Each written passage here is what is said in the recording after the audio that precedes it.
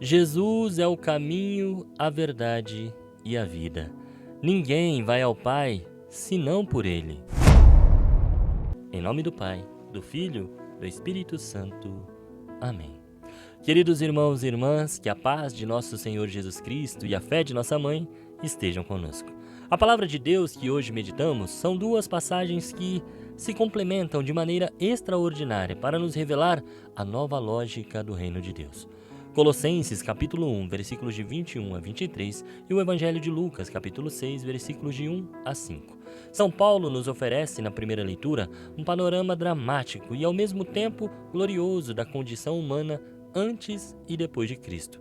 Ele usa termos fortes. Ele diz que outrora éramos estrangeiros e inimigos pelas manifestas más obras. Essa é a nossa herança, irmãos. A herança do pecado original que nos separou de Deus. Nossa mente, nossos pensamentos, as nossas ações são escravas de uma lógica de inimizade, de autossuficiência, de egoísmo, de pecado. Sempre temos de pensar primeiro em nós para depois nos outros. Essa separação não é apenas um afastamento, mas uma hostilidade real. No entanto, a graça de Deus intervém de forma radical. O agora de Paulo é o ponto de virada. Eis que agora Cristo vos reconciliou pela morte que sofreu no seu corpo mortal. Essa é a centralidade do mistério pascal. O corpo de Cristo na cruz é um instrumento dessa paz, o lugar onde a inimizade é desfeita e o abismo entre Deus e o homem é preenchido. O objetivo dessa reconciliação é nos apresentarmos como santos, imaculados e irrepreensíveis diante de Deus. Esse é o nosso destino final. A nossa vocação mais alta, não por nosso mérito, mas como o dom imerecido da graça, é sermos santos.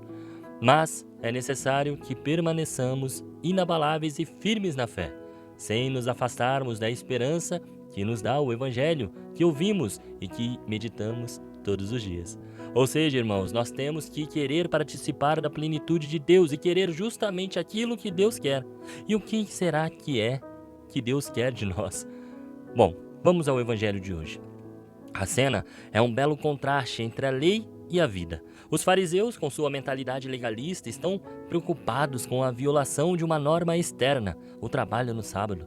Eles enxergam apenas a letra, a rigidez da regra. Na visão deles, a lei é um fim em si mesmo, ou seja, tem que obedecer, pronto e acabou.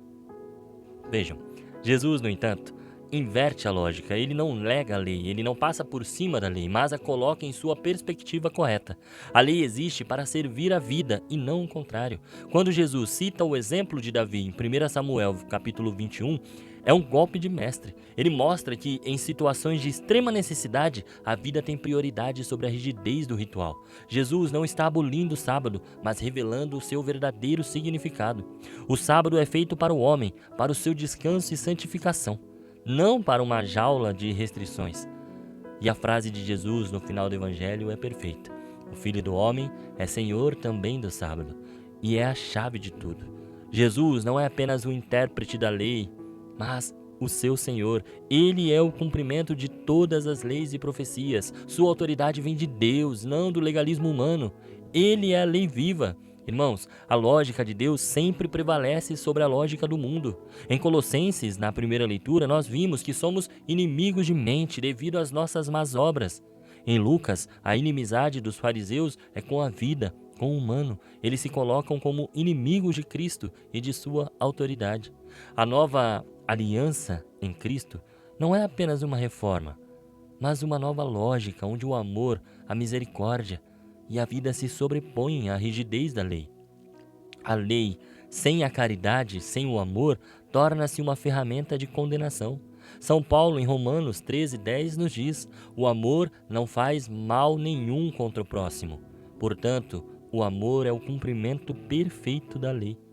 Em Lucas, hoje, os discípulos, membros do corpo místico de Cristo, estão com ele.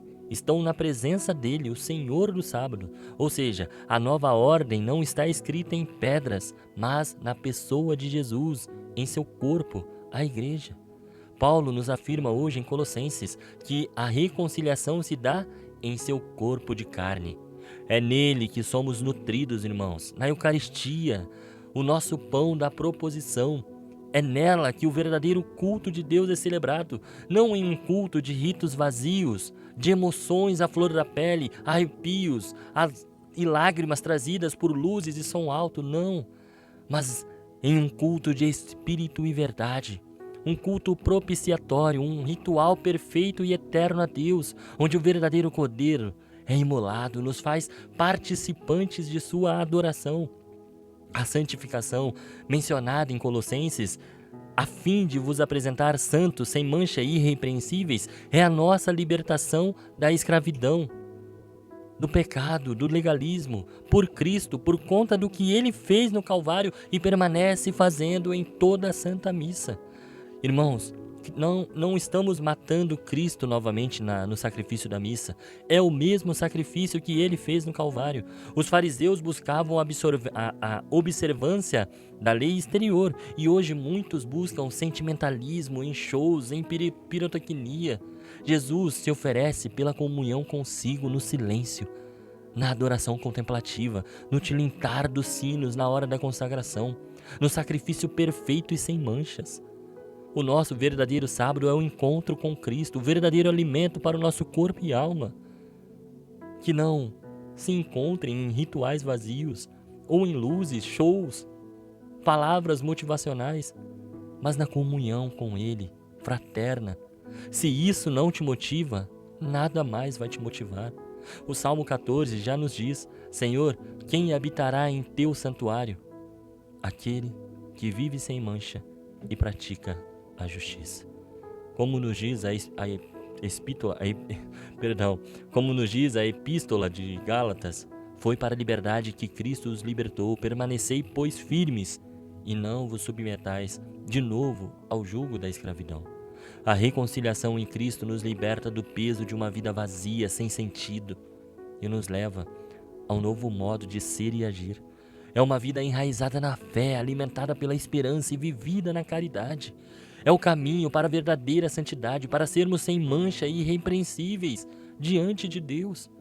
Que, a exemplo dos discípulos hoje, saibamos caminhar com Cristo, o Senhor de nossas vidas, e encontrar nele o verdadeiro sentido da lei e o descanso para as nossas almas. Que Ele hoje te dê a graça de o reconhecer na Eucaristia, que tem forma de pão, gosto de pão, mas é Cristo Jesus, presente, vivo, verdadeiro, que se dá por nós. Que Deus abençoe você e até amanhã, se esse mesmo Deus me permitir. Senhor, estivemos aqui reunidos por amor a Jesus Cristo, em nome do Pai, do Filho, do Espírito Santo. Amém.